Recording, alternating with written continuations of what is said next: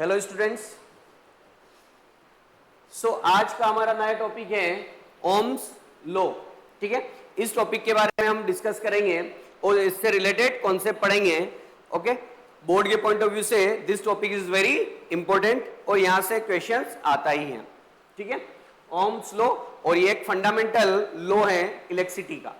Fine, तो इसके बारे में समझेंगे, ये लॉ होता क्या है, इससे रिलेटेड कॉन्सेप्ट डिस्कस करेंगे और फिर उसके ऊपर बेस्ड न्यूमेरिकल्स के बारे में हम डिस्कस करेंगे। ओके, सो हमारा टॉपिक है ओम्स लॉ। तो हमारे सामने क्वेश्चन आता है, first question, state and derive Ohm's law. ठीक है, कि ओम्स लॉ होता क्या है, उसका स्टेटमेंट लिखना है और उसका डेरिवेशन मींस उसका एक्सप्रेशन क्या होता है वो हमें डिराइव करना है according to the statement. Fine, तो पहले लिखते हैं हम स्टेटमेंट, फिर हम डिराइव करेंगे इसका expression.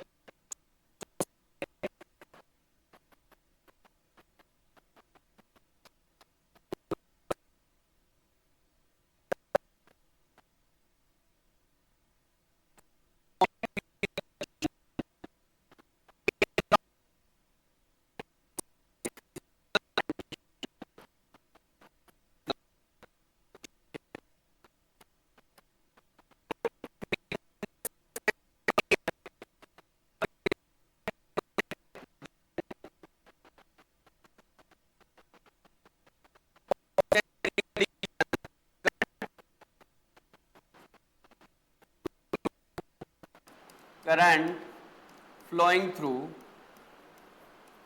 a conductor directly proportional is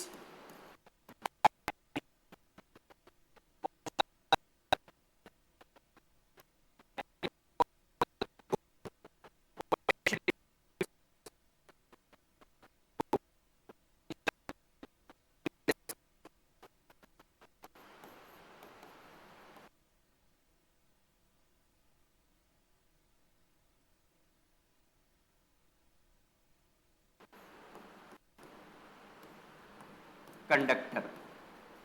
ठीक है, तो ये इसका स्टेट कांस्टेंट फिजिकल कंडीशन होनी चाहिए, ये सबसे मोस्ट इंपॉर्टेंट है, तभी ये लो वैलिड है, अदरवाइज वैलिड नहीं है।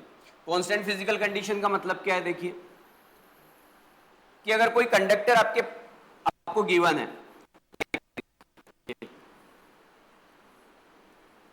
इसको कनेक्ट किया मैंने एक बैटरी से like this,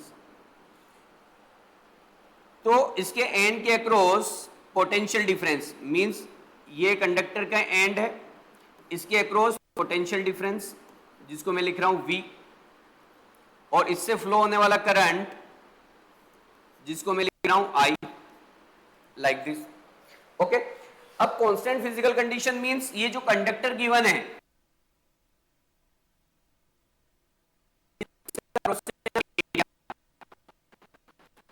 temperature, these are the physical condition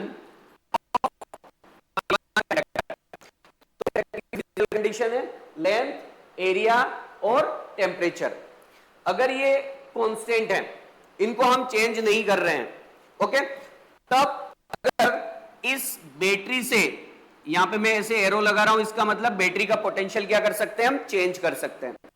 इसके पोटेंशियल को चेंज किया हमने तो करंट भी क्या हो जाएगा, चेंज होगा। ओके, तो इससे जो करंट हो रहा है वो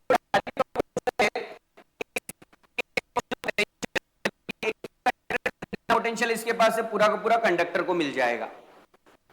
तो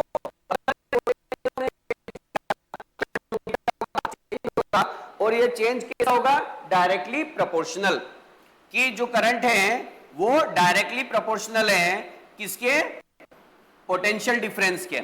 ठीक है, कि आपने कंडक्टर के अक्रॉस जो पोटेंशियल डिफरेंस अप्लाई किया उसके डायरेक्टली प्रोपोर्शनल है। तो जैसा हमने स्टेटमेंट में बोला वैसा अगर लिखेंगे हम, तो स्टेटमेंट के अकॉर्डिंग हम क्या कर रहे हैं, इसका एक्सप्रेशन डिराइव कर रहे हैं।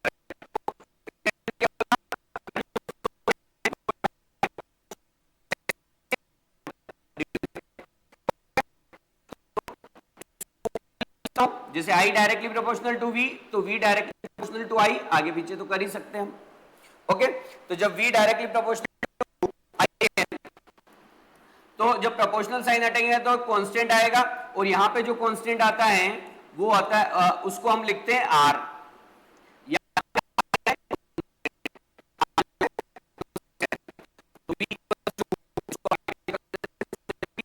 में इजी हो, तो हमारा जो एक्सप्रेशन है वो क्या बना, v equals to I R, v equals to I are.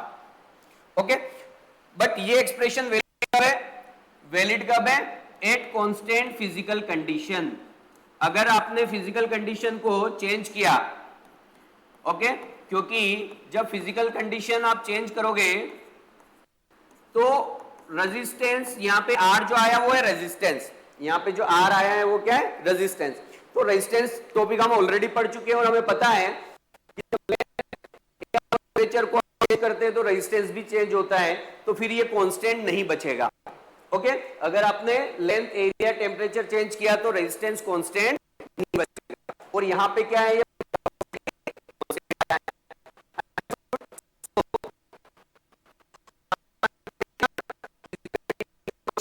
Constant होनी चाहिए। ओके, तो यहां पे जो पैरामीटर हैं उन पैरामीटर को हम डिफाइन कर देते हैं, क्या कि V क्या है, यहां पर पोटेंशियल डिफरेंस, V क्या है, पोटेंशियल डिफरेंस। I क्या है, I है यहां पर कांस्टेंट, जिसको हम बोल रहे हैं रेजिस्टेंस। ठीक है,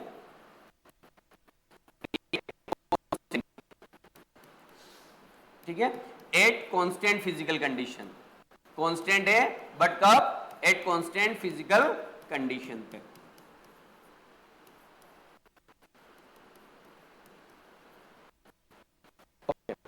तो जैसे एक्सप्रेशन से देखा हमने कि यहां पे ये कांस्टेंट आया, इन दोनों के रिलेशन से कांस्टेंट आया, मींस V बढ़ रहा है तो I बढ़ रहा है। ओके, बट ये R कांस्टेंट है, मींस इनके रिलेशन से कांस्टेंट आया, मींस ये ना तो पोटेंशियल पे डिपेंड कर रहा है ना ही करंट पे डिपेंड कर रहा है। इस रेजिस्टेंस को अफेक्ट करने वाले फैक्टर के बारे में तो ऑलरेडी लिख चुके हैं, length, cross sectional area, temperature और टेम्परेचर। ओके, सो R V और I पर डिपेंड नहीं करेगा, क्योंकि V बढ़ाएंगे तो I भी बढ़ जाएगा, लेकिन R क्या रहने वाला है, कांस्टेंट। R चेंज नहीं होगा क्योंकि इनके रिलेशन से क्या है, को हम नोट करेंगे कि जो रेजिस्टेंस है करंट पोटेंशियल नहीं, inherent property of material. Okay, so R does not depend on cross sectional area, current and potential, current and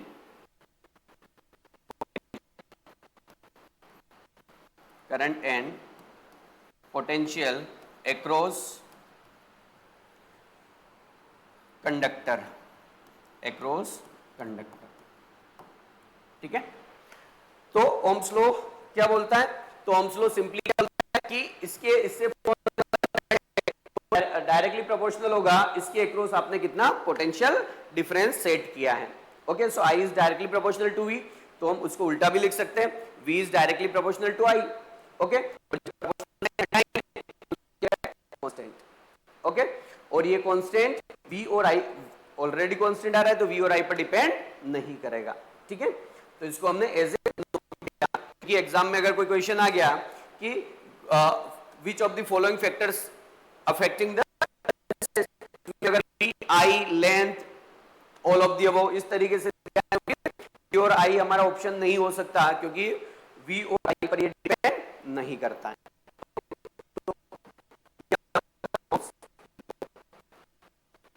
अब ओम्स लॉ का ग्राफ हमें बनाना है, ओम्स लॉ का ग्राफ हमें बनाना है।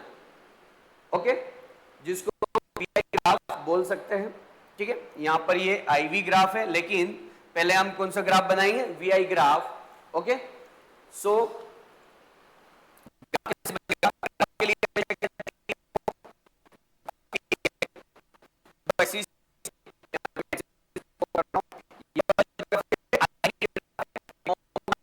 पीआई ग्राफ होता है, मतलब पोटेंशियल और करंट के बीच में बनता है। पोटेंशियल वाई एक्सिस पर होता है और करंट एक्स एक्सिस पर होता है।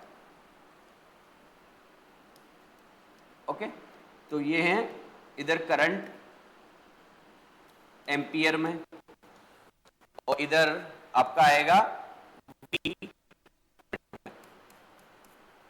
ठीक, अब देखो ग्राफ बनाने के लिए क्या चाहिए, पॉइंट्स चाहिए। ग्राफ बनाने के लिए क्या चाहिए, पॉइंट्स चाहिए।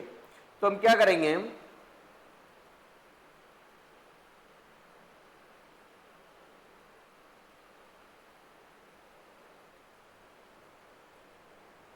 देखो पॉइंट्स कैसे फाइंड करते हैं, मैं यहां पे आपको समझा देता हूं। जैसे कोई कंडक्टर है, हम इसके एंड के अक्रॉस क्या लगाएंगे, वोल्टमीटर। वोल्टमीटर क्या करता है, पोटेंशियल डिफरेंस मेजर करता है, ठीक है। और यहां पे लगाएंगे हम अमीटर। अमीटर क्या करता है, करंट मेजर करता है, ठीक है। और यहां पे कनेक्ट करेंगे हम बैटरी, लाइक दिस, जो कि ये वेरिएबल बैटरी है। फाइन, हम क्या करेंगे, इस पोटेंशियल को चेंज करेंगे। पोटेंशियल को चेंज करने से क्या होगा, इसमें जो करंट फ्लो हो रहा है वो भी चेंज होगा, इसमें जो करंट फ्लो हो रहा है वो भी चेंज होगा। तो पोटेंशियल की डिफरेंट डिफरेंट वैल्यूज के लिए हम करंट की डिफरेंट डिफरेंट वैल्यूज फाइंड करेंगे। जैसे एग्जांपल के लिए अगर मैं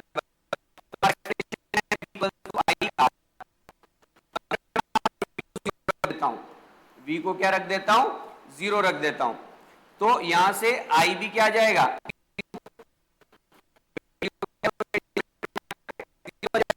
ओके। तो I, तो मींस जब पोटेंशियल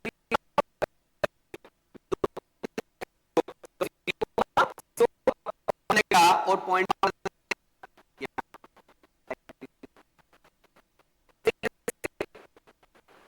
अगर करंट पोटेंशियल की वैल्यू को मैं 1 रखूं, पोटेंशियल की वैल्यू को 1 रखूं, तो यहां पे करंट की वैल्यू कितनी आ जाएगी, करंट की वैल्यू आ जाएगी 1/R, ठीक है।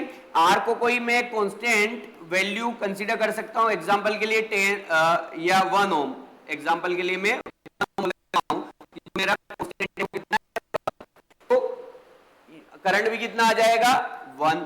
तो आपका जो पॉइंट बन जाएगा वो क्या होगा, 1,1। तो 1,1 कहां पे आएगा, ठीक है। मान लीजिए जो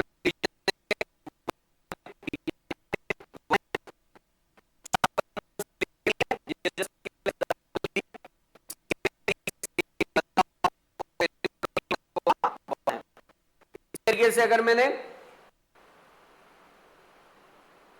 वोल्टेज की वैल्यू या करंट की वैल्यू अगर 2 रख दी, करंट की वैल्यू 2 रख दी, ओके, तो वोल्टेज क्या हो जाएगा, 2 हो जाएगा, क्योंकि रेजिस्टेंस तो कितना है, 1। तो पॉइंट क्या आएगा, 2,2। तो 2,2 को हम मार्क करेंगे, तो 2,2 कहां जाएगा, लाइक दिस, ये। तो इस तरीके से उन पॉइंट्स को यहां पर मार्क करोगे और सारे पॉइंट्स को क्या करोगे, ज्वाइन। अगर मैंने करके सारे पॉइंट्स क्या किए, तो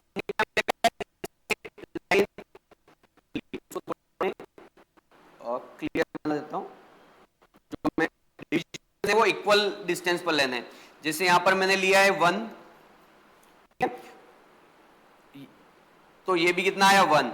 तो अब जितनी डिस्टेंस मैंने यहां पे ली उतनी डिस्टेंस इधर लेंगे तो ग्राफ आपका करेक्ट बनेगा, अदरवाइज ग्राफ करेक्ट नहीं बन पाएगा, ठीक है। तो इसका हमें ध्यान रखना है।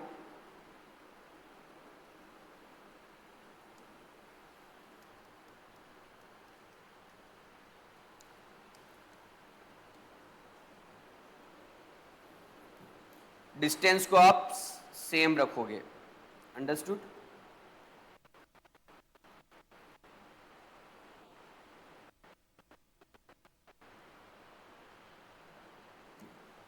आपका पॉइंट इधर कहीं आएगा, लाइक दिस। सो अब ग्राफ बनाएंगे तो इन पॉइंट्स को ज्वाइन करेंगे तो क्या मिलेगा आपको, एक ऐसा ग्राफ मिलेगा लाइक दिस। और ये क्या है, स्ट्रेट लाइन। कैसा बन रहा है, स्ट्रेट लाइन। कोई भी पॉइंट्स लोगे तो यहां पे आएगा, नेक्स्ट पॉइंट इससे इसी लाइन पर ऊपर आ जाएगा, बट आएगा वो ऐसे ही। तो सब सारे पॉइंट्स को ज्वाइन करोगे तो आपको क्या मिलेगा, एक स्ट्रेट लाइन मिलेगी। अंडरस्टूड। तो ये वीआई ग्राफ, ओम्स लॉ के लिए वीआई ग्राफ प्लॉट करते हैं तो हमें क्या मिलता है, स्ट्रेट लाइन। ओके, अगर इसको आईवी बनाना हो तो भी आपको क्या मिलता है, यहाँ पे स्ट्रेट लाइन मिलती है। ठीक है, तो इसका जो मेन ग्राफ है वो ये है वी आई ग्राफ। जब भी ओम्स लॉ के ग्राफ को बनाने की बोला जाए तो हम ग्राफ बनाएंगे वी आई, ना कि आईवी। ये आईवी ग्राफ है। ओके, ये समझाने के लिए यहां पर रखा था सो दैट कि आपको कभी कंफ्यूजन ना हो। ओके, तो हमें वी आई ग्राफ यहां पे प्लॉट करना है तो वो क्या आता है, स्ट्रेट लाइन। और कैसे ये प्लॉट कर सकते हैं, तो ऐसा हम एक सेटअप प्रिपेयर करते हैं जिसमें कंडक्टर होता है। ओके, उसके एंड के अक्रॉस हम एक बैटरी कनेक्ट करते हैं। तो बैटरी कनेक्ट करते हैं, इसकी वैल्यू को वी की वैल्यू को चेंज करते हैं। तो वी की वैल्यू चेंज होगी तो इससे फ्लो होने वाला करंट भी चेंज होगा। ओके, तो V की वैल्यू के अकॉर्डिंग करंट की वैल्यू मेजर कर लेंगे। ओके, तो मेजर करेगा वोल्ट मीटर, और जो करंट फ्लो हो रहा है वो कौन मेजर करेगा, अमीटर। इन दोनों की वैल्यू से पॉइंट मिलेगा, उस पॉइंट को हम ग्राफ पे प्लॉट करेंगे और सारे पॉइंट्स को ज्वाइन करेंगे तो हमें क्या मिल जाएगा, एक स्ट्रेट लाइन। ओके, और ये क्या है, VI graph for Ohm's law. Understood. इस ग्राफ की हमें प्रॉपर्टीज लिखना है। ठीक है, properties of graph, properties of graph.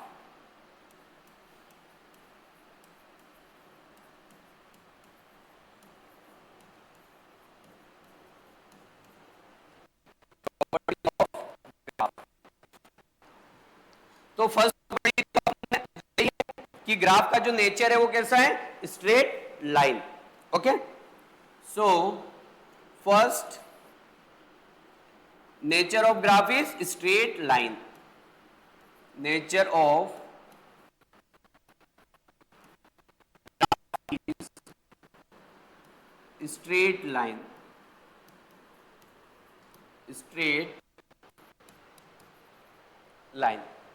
ठीक है, तो ग्राफ जो बनता है वो कैसा बनता है हमारा, स्ट्रेट लाइन। सेकेंड,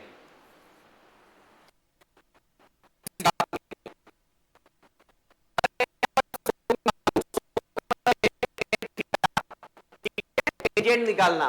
ठीक है, ट्रिग्नोमेट्री हम पढ़ते ही है, साइन कोस टेन।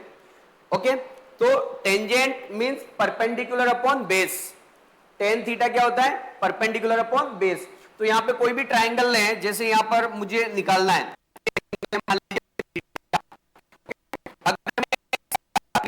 फंक्शन कौन सा, टेन वाला। तो अगर टेन थीटा फाइंड करता हूं, जिसको हम क्या बोलते हैं, स्लोप, जिसको क्या बोलते हैं हम, स्लोप। स्लोप होता है परपेंडिकुलर, जैसे इस ट्राइंगल में अगर बात करूं ये, तो perpendicular upon base, perpendicular upon base. Okay, ये है अगर इस ये वाला ट्राइंगल, इसको मैं थोड़ा हाईलाइट कर देता हूं यहां पे। ठीक है, ये वाला, इस वाले ट्राइंगल की बात कर रहे हैं ये। ओके, तो ये परपेंडिकुलर और ये है बेस। ओके, परपेंडिकुलर जो आप निकालोगे ये किधर है, वी एक्सिस पर है ये, और ये इक्वली होगा। तो यहां से जो वैल्यू आएगी वो आएगी पोटेंशियल की वैल्यू, और ये करंट वाली एक्सिस पर है तो यहां से जो वैल्यू आएगी वो करंट की वैल्यू आएगी।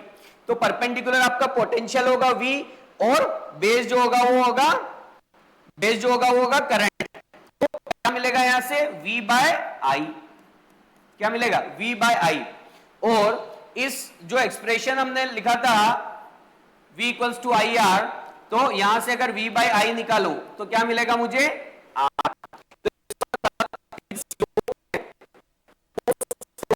आपको क्या प्रोवाइड करवाएगा, रेजिस्टेंस। और स्लोप का मीनिंग इतना ही है, परपेंडिकुलर अपॉन बेस निकालना किसी ट्राइंगल से। Understood.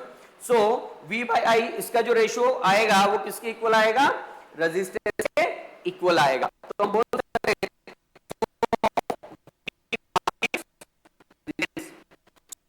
Slope of VI graph gives resistance। Okay, third.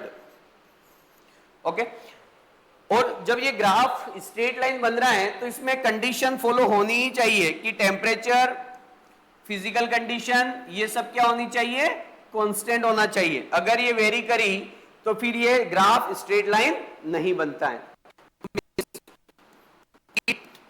This graph is valid, this graph is only for only केवल, ठीक है, या alloy, alloy is also a mixture of conductors. Okay,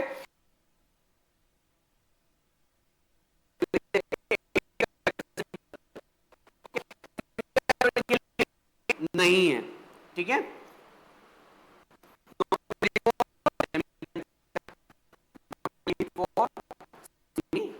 conductor.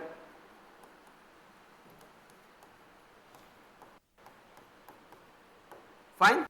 Semiconductor क्या होता है, already हम discuss कर चुके हैं कि ऐसे मटेरियल जो नॉर्मल टेम्परेचर पर करंट को फ्लो नहीं होने देते हैं, लेकिन प्रेस करते हैं तो इनसे करंट फ्लो होना स्टार्ट हो जाता है। तो ना तो ये परफेक्ट इंसुलेटर है, ना ही परफेक्ट ये कंडक्टर है, इसलिए इनको हम बोलते हैं सेमीकंडक्टर। ठीक है, और अभी जो पॉइंट डिस्कस किया कि जो ग्राफ वैलिड है वो केवल किस पर है, ग्राफ जो वैलिड है, सो graph is valid at constant temperature या physical condition, constant conditions। okay, so these are the properties of VI graph। also इसकी limitation, क्या लिमिटेशन है, तो लिमिटेशन में वही जो अभी मैंने बात करी कि अगर टेम्परेचर चेंज किया तो क्या होगा, वैलिड नहीं होगा। तो ये इसकी लिमिटेशन में भी यही लिखेंगे, फर्स्ट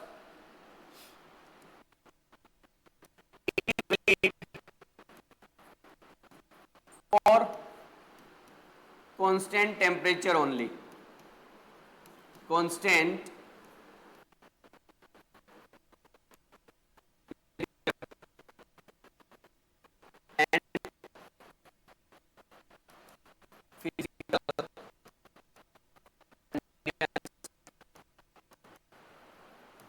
ऑफ कंडक्टर। ठीक है, सेमीकंडक्टर के लिए वैलिड नहीं है तो उसकी लिमिटेशन है, क्योंकि केवल कंडक्टर के लिए वैलिड है। तो यहां पर ये पॉइंट लिख देंगे, वैलिड फॉर कंडक्टर्स ओनली। ठीक है, कंडक्टर्स के साथ आप एलॉय लिख सकते हो, बिकॉज एलॉयज आर व्हाट,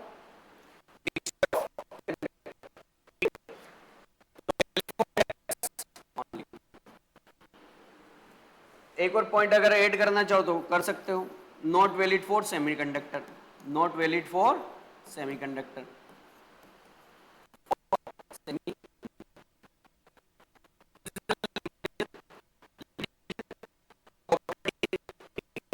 एक दूसरे से रिलेट ही करती है, so these are the limitations. Fine, okay, तो ये था हमारा ओम्स लॉ। तो ओम्स लॉ में क्या क्या पढ़ा हमने, इसका स्टेटमेंट, ओके, स्टेटमेंट क्या किया, उसका एक्सप्रेशन डिराइव किया, ओके, उसका एक्सप्रेशन डिराइव किया और उसका डायग्राम बनाया है। पूरा स्टेटमेंट क्लियर लिखना है हमें। तो एक्सप्रेशन आया हमारा V इक्वल्स टू IR। फिर हमने देखा यहां पे एक नोट कि रेजिस्टेंस करंट और पोटेंशियल पे डिपेंड नहीं करता, ये मटेरियल की प्रॉपर्टी है। ये length, cross sectional area temperature और नेचर ऑफ मटेरियल पर डिपेंड करता है। फिर हमने ग्राफ बनाया, ग्राफ कैसे बनता है ऑलरेडी पहले थोड़ा मैंने एक्सप्लेन किया। फिर उसके बाद पॉइंट कैसे फाइंड करते हैं उसके बारे में बताया, और हमने ग्राफ बनाया स्ट्रेट लाइन। इस ग्राफ की कुछ प्रॉपर्टीज हैं, उनको हमने यहां पर नोट डाउन किया। और जो ओम्स लॉ है ये केवल कंडक्टर्स के लिए वैलिड है, ओके, तो इसकी लिमिटेशंस के बारे में हमने डिस्कशन किया। तो ये था हमारा ओम्स लॉ, इसके क्या एप्लीकेशंस हैं, ठीक है, कैसे हम न्यूमेरिकल प्रॉब्लम सोल्व करेंगे इस